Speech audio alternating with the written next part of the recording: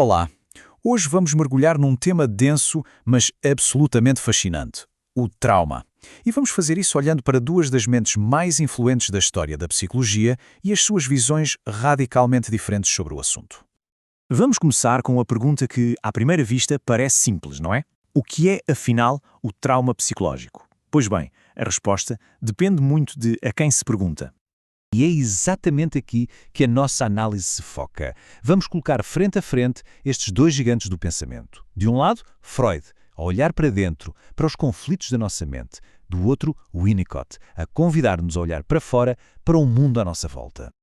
Ok, então o nosso percurso vai ser este. Primeiro, o ponto de partida comum, depois mergulhamos na teoria de Freud, a seguir na de Winnicott, logo a seguir comparamos as duas e, no fim, a grande questão: por que é que isto tudo importa? Certo. Tanto Freud como Winnicott estavam, no fundo, a tentar resolver o mesmo quebra-cabeças. O que é que constitui um trauma? Só que as respostas que encontraram, bem, não podiam ser mais diferentes. Levaram-nos a duas formas de entender a experiência humana completamente distintas. Então, vamos começar pelo princípio. Por Freud.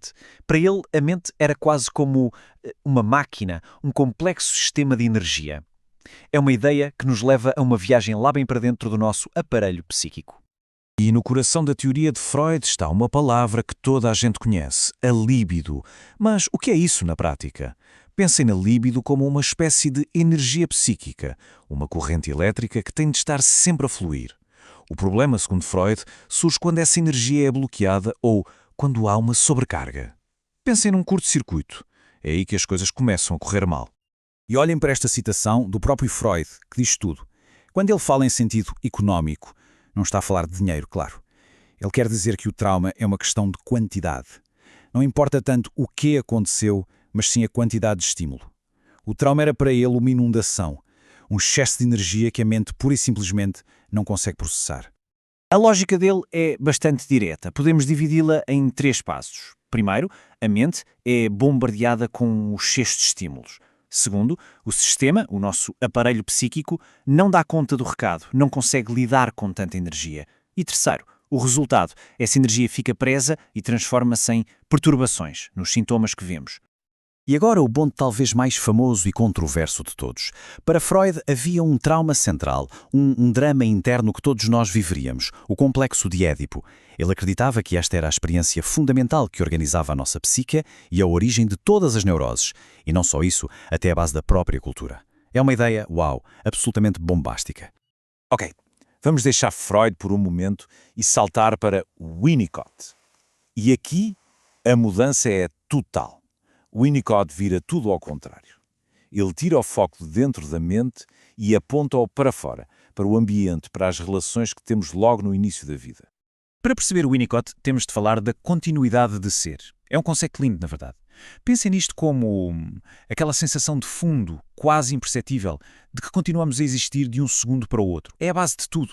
Mas essa sensação é super frágil, como uma pequena chama que precisa de ser protegida. E quem a protege? O ambiente à nossa volta. E esta citação dele é a chave de tudo. Para Winnicott, o trauma não é uma explosão de energia dentro de nós. É uma falha fora de nós, uma falha do ambiente, uma falha na relação de cuidado. É algo que nos acontece e não algo que acontece dentro da nossa cabeça. É uma inversão total da lógica de Freud.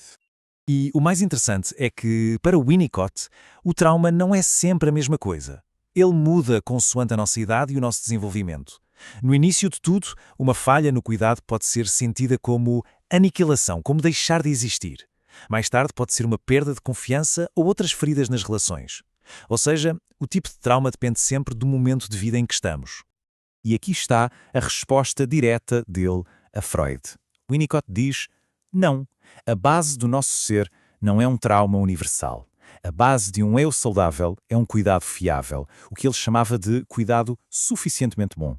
O que nos constrói não é o conflito, é a confiança, é o cuidado, é uma visão, convenhamos, muito mais esperançosa. Muito bem, agora que já vimos as duas perspectivas, vamos pô-las mesmo frente a frente. Freud versus Winnicott. Vamos ver as diferenças de forma bem clara. E esta tabela resume tudo de forma perfeita. De um lado, Freud. A origem do trauma é interna, um excesso de energia. A metáfora é uma máquina. Do outro lado, Winnicott. A origem é externa, uma falha do ambiente. A natureza é relacional. E a metáfora não é uma máquina, é uma relação. A da mãe com o bebê. São dois universos completamente diferentes. Ok, mas e então, por que é que esta diferença teórica importa na vida real? Importa, e muito, porque a forma como definimos um problema muda completamente a forma como tentamos resolvê-lo. E isto tem um impacto direto em como entendemos a saúde mental e a terapia. Então, o que é que podemos levar disto? Bem, primeiro, este debate muda a nossa forma de ver o desenvolvimento humano. Depois, dá-nos dois mapas diferentes para encontrar a origem do sofrimento. E claro, isto influencia diretamente a terapia. No fundo, obriga-nos a pensar: onde é que está a nossa maior vulnerabilidade? E para terminar, fica a pergunta no ar. A pergunta que está no centro de tudo isto. As nossas feridas mais profundas vêm de uma sobrecarga interna, de algo dentro de nós que não aguentou a pressão? Ou vêm de uma falha externa, do mundo que não nos deu o suporte de que precisávamos? É uma questão poderosa e a psicologia continua, até hoje, a debater a resposta.